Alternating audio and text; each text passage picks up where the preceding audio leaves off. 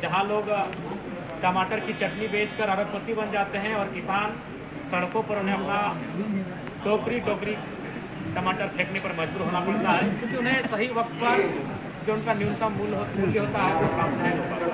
और इसमें जो सरकारी विभाग हैं, चाहे लैंड है, टैक्स है, उनकी बड़ी सहभागिता रहती है।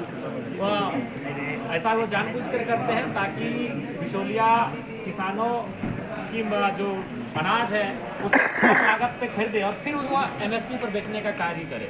निसंदेह सरकार को कृषि के सब्जेक्ट पर गंभीर होने की आवश्यकता है, क्योंकि राज्य आज प्रवासी, बेरोजगार, पलायन जैसी समस्या से जूझ रहा है और इन सारी समस्याओं का निदान 25% कृषि में छुपा हुआ है। और कृषि को उन्नत कर पाती है तो राज्य की 25% आबादी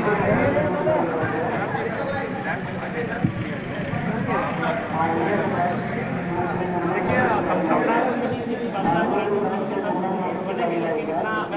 समय क्यों लिया गया, कहीं ना कहीं झारखंड राज्य में अपने आप को बैकफुट में महसूस कर रही है। इस बात की सच्चाई से इनकार नहीं किया जा सकता। ये तो सभी जानते थे कि बाबूलाल मरांडी ही नेता प्रतिपक्ष के दावेदार हैं, लेकिन सवाल है कि लगभग 3 महीने की प्रतीक्षा की गई, जिसका मतलब है कहीं ना कहीं बीजेपी अपने आप को बैकफुट पर पा रही है। ये चिंता का विषय है। अच्छा जयराम जी, बीजेपी विधायक दल का बैठक हुआ था, चुनावी समीक्षा को लेकर विधानसभा का चुनाव संपन्न हुआ तो उसमें से एक फैक्टर निकल कर आया था, जयराम हम लोगों के लिए बहुत हावी था, इसलिए तो बीजेपी बैकफुट पे बता गया। आप ही का नाम का चर्चा हो रहा था उस समय कि आप ही की वजह से तो बैकफुट पे गया, आप ही का वोट कटवा का काम किए। वोट फिर आपको कहेंगे वोट काटना किसे कहा जाता है? जब कोई 10,000, 12,000, 15,000 वोटर से वोट कटवा कहा जाता है। कोई पार्टी आपको तो प्रशंसा करनी चाहिए।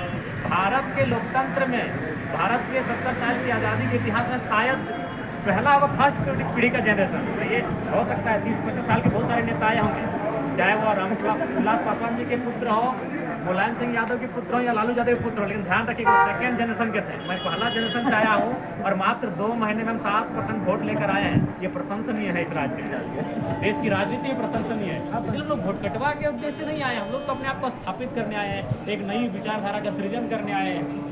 तो हम लोग उसमें कामयाब भी रहे हैं। 70,000, 90,000, 71,000, 60,000, 65,000, 50,000 वोट लेकर आए हम लोग विधानसभा में। हम लोग नेता प्रतिपक्ष को दूसरे स्थान पर धकेले, सिटिंग विधायक को दूसरे स्थान पर धकेले, मंत्री को हम लोग मात देकर यहाँ लगाए हैं। वोट कटवा की संज्ञा आप नहीं दे सकते हैं। हम लोग अपनी एक नई पहचान बनाने के लिए आए हैं, उसमें काफ़ी हद तक फैक्टर मानते हैं ना जयराम जी कि फैक्टर रहे उनके माननीय पत्रकार महोदय, जब भी कोई चुनाव होता है और चुनाव में हार जीत होते हैं तो कई कारण होते हैं। अगर उन कई कारणों में अगर एक कारण मुझे माना जा रहा है तो हम इनकार नहीं कर रहे, हम नहीं इस बात को सिरे से खारिज कर रहे हैं, लेकिन कई कारण होते हैं। उन एक कारणों में अगर आप हमें रखते हैं तो हम कभी उसको अस्वीकार नहीं करते।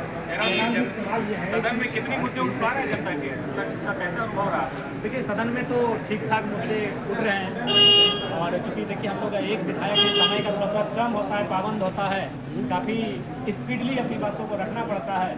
जिस दिन समय रहेगा उस दिन शालीनता से, गंभीरता से और तार्किक होकर अपने विषय को रखने का अवसर मिलेगा। लेकिन उसके बाद भी जो कम समय मिलता है उसमें भी हम अपनी क्षमता के अनुसार कहीं ना कहीं इस राज्य के मुद्दों को उठाने का कार्य करते हैं।